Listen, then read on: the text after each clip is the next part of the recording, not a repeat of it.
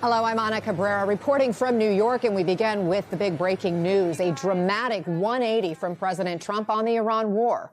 With just hours left before his deadline to attack Iran's biggest power plant, President Trump now says the U.S. and Iran have held productive talks for the past 2 days.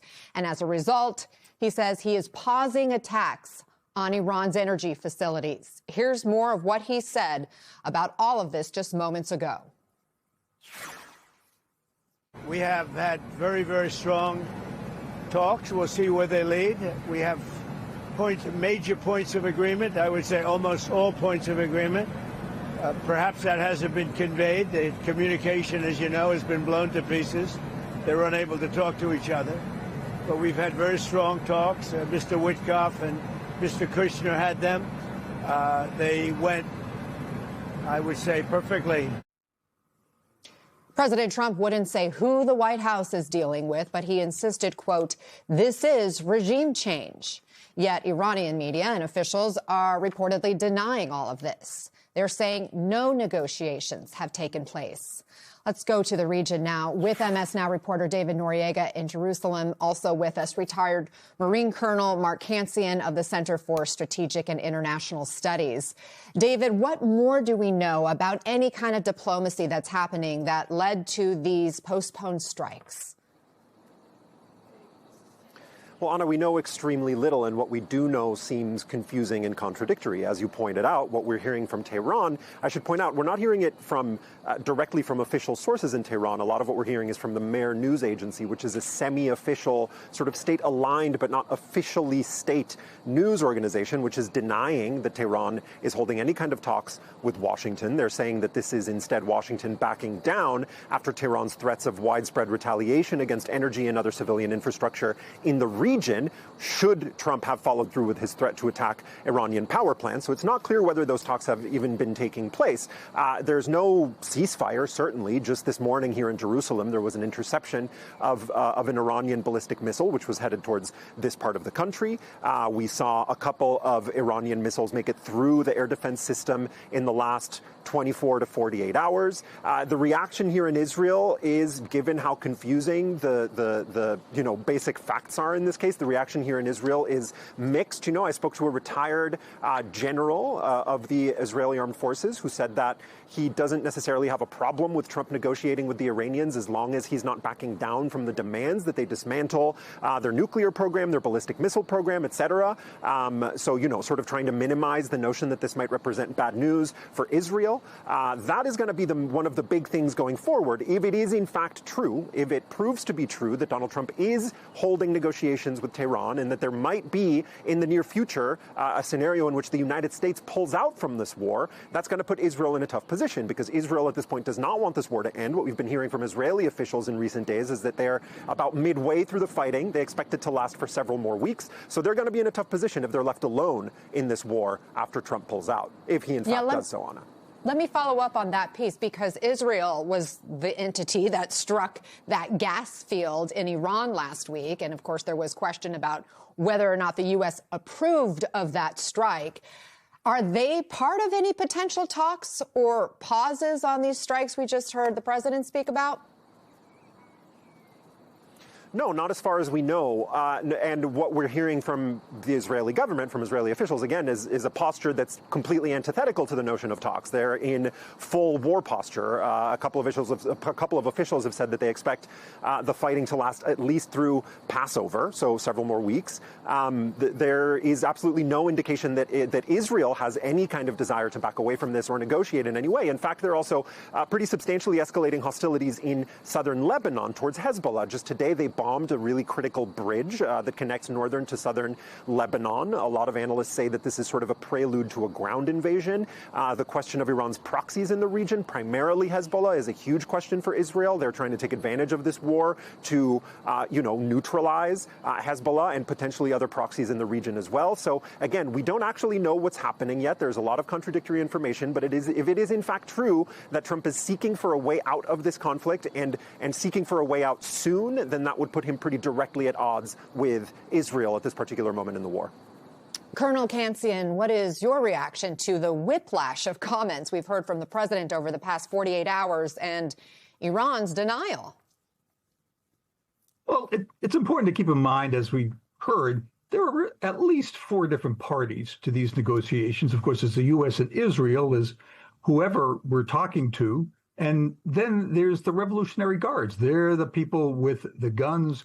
They appear to have dominance in Iran. Any deal that's made will need their acceptance. Not clear that that's going to happen. We all hope, of course, that we may get a deal out of this and that the war might end. But we have to get a lot of people to agree.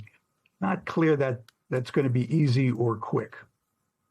David, President Trump didn't mention the Strait of Hormuz this morning, and that was a big piece of his social media post when he threatened to strike Iran's energy facilities. Has the situation changed at all in the Strait, and do we know if Gulf nations were pushing Trump to de-escalate? We don't know the situation. As far as we know, the situation in the Strait of Hormuz has not changed. And you're right to say that that was, in fact, at the core of the threat that Donald Trump made to Iran. That is really sort of the decisive factor in the conflict at this point, is whether Iran is going to allow oil tankers to move through the Strait and onward to Asia.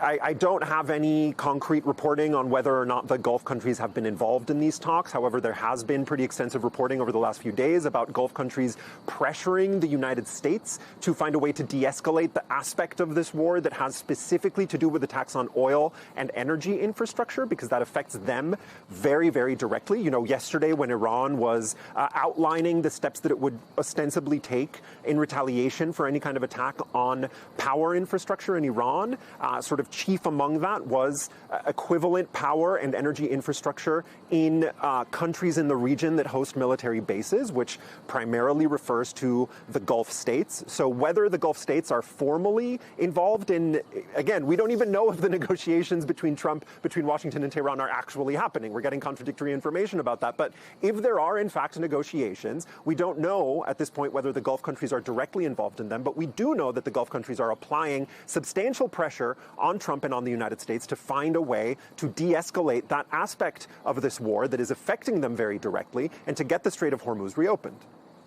There is a complete lack of clarity this morning, Colonel, on who is talking to whom, what exactly is the nature of those talks. We did hear from the president again this morning saying this is regime change, and previously he has said that the U.S. killed any replacement leadership in Iran who might have been able to negotiate. Do you have any sense of who may be leading talks for Iran at this stage? I would hesitate to guess, but I would emphasize that the Revolutionary Guards, very hard line, are in control in Iran, and any deal would need to get their acceptances. Keep in mind, they've got hundreds of thousands of troops available, so they have the guns on the ground. I want to bring in Sky News International Affairs editor Dominic Waghorn in Turkey. And you were just in Iran, Dominic. What do you make of these new comments from President Trump? Well, I think we have to treat them with a pinch of salt, don't we? Because the American president has been all over the parking lot in what he said about the objectives and the progress of this air campaign he and the Israelis are waging. A lot of what he said has kind of contradicted itself. I mean, today he's now saying that there has been regime change because there are different people in charge in Tehran. Well, if he means, yes, there are different people who are more hard-line than Ayatollah Ali Khamenei, who was assassinated on the first day, then that is true. But I don't think that was the objective of that airstrike, certainly not the objective of the American-Israeli offensive. He also said that the threat was imminent from a nuclear program, which he declared obliterated last year. So in a strange situation, really, aren't we, of the American president posting something and then us waiting to hear from the Iranians to see whether it's true or not. And certainly from what the Iranians are saying, and the diplomats I was with last week, the foreign ministry is today saying that there are no direct or indirect talks with America, although regional allies are trying to create some kind of indirect process. The Iranians are saying, and being pretty hard-lined about this, that the address for those attempts should be Washington and Jerusalem, because those are where the aggression came from, those two cities. And what the Iranian diplomat said to us in our week there in Tehran over the last week or so is that this is an illegal, unprovoked war.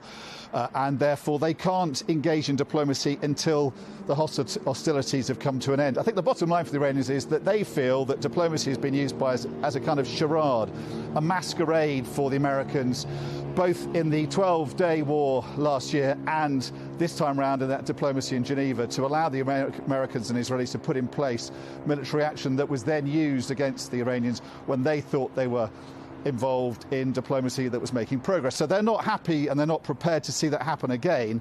And so I think the sense we have is that they're going to carry on using the Strait of Hormuz as a kind of pressure point on the Americans and Israelis, and to make it clear to them that if that happens again, that pressure point can be closed again. So I think we're nowhere near the kind of progress that the American president is trying to project at the moment.